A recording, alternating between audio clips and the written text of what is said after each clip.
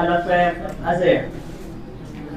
Après avoir lu le liminaire en français, l'honorable député reviendra en profondeur sur justement ce dossier-là en Wolof exactement. Alors vous avez sur le présidium M. Amsatou Ly, donc responsable RP à Chamoy. Vous avez M.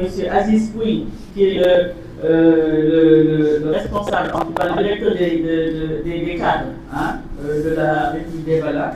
Et moi-même, Mme Lucé Mendy, responsable du mouvement national des jeunes, des femmes plutôt, et Hassan Ba, qui est le responsable justement des jeunes du parti. Monsieur le Président, vous avez la parole. Merci beaucoup, Madeleine. Chers amis journalistes, après les mots qui est venu de Madeleine, excusez-moi, j'ai la voix un peu rauque, on va beaucoup utiliser cette voix. Je voudrais vous remercier d'être venus nombreux à ce point de presse qui porte, comme cela a été dit, sur l'affaire de l'Azer. Il vous souviendra que cette affaire dure depuis plus d'1 an et a connu de multiples rebondissements. Et je suis convaincu que l'épisode qui nous réunit aujourd'hui est loin d'être le dernier rebondissement dans une affaire extrêmement complexe. Donc le cas qui nous occupe aujourd'hui, le marché dit Azer Power EPC, est l'illustration la plus éclatante du fossé qui sépare les déclarations pompeuses de Jubanti et la pratique d'un régime qui ne s'embrasse pas de faux semblants pour sauver un marché aux nombreux vices, comme je vais le démontrer. Mais l'on peut se poser la question de savoir à quelle fin toutes ces contorsions pour sauver un marché qui est entassé de si nombreux vices. Pour quelles raisons le gouvernement actuel s'emploie-t-il à faire aboutir un marché aujourd'hui dans l'impasse? Il faut savoir que le marché est à l'arrêt du fait de la suspension de son financement par la banque espagnole. Mesdames, Messieurs, on va aller dans le vif du sujet. La dernière sortie du ministre des Finances et des Budgets, en parlant de dérogation dans le cadre des paiements de primes, semble conforter ce que le Premier ministre disait de l'administration du Sénégal. C'est qu'ils sont capables de faire du faux, de maquiller des comptes, et en l'occurrence ici, de maquiller des dérogations. Et je m'en vais vous le montrer. En quoi consiste la question, le fond de la question écrite que j'ai adressée au gouvernement à travers le ministre des Finances et du Budget et qui a valu une réponse aussi précipitée qu'inexacte. Pour rappel, le comité de règlement des différends de l'ARCOP, l'ARCOP étant l'agence de régulation de la commande publique, ex-ARMP, a été saisi par l'entreprise AEPAO Sénégal. Il y a deux, dans le cadre de ce marché, il y a AEPAO Espagne qui avait signé un engagement avec AEPAO Sénégal pour pouvoir réaliser ce marché. Dans le cadre de l'offre spontanée qui exige qu'il y ait du contenu local. Et comme on le verra plus tard, c'est l'entreprise sénégalaise qui, en réalité, aura engagé toutes les démarches depuis la recherche et financement jusqu'au paiement et à la réalisation des différentes démarches administratives ici au Sénégal.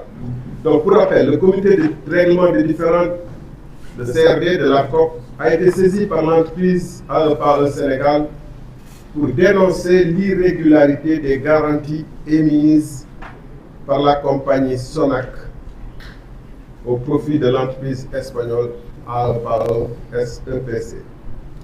Dans sa saisine, l'entreprise sénégalaise informait que les primes n'étaient pas payées au moment de l'émission des différentes garanties de soumission, de bonne exécution et d'avance de démarrage.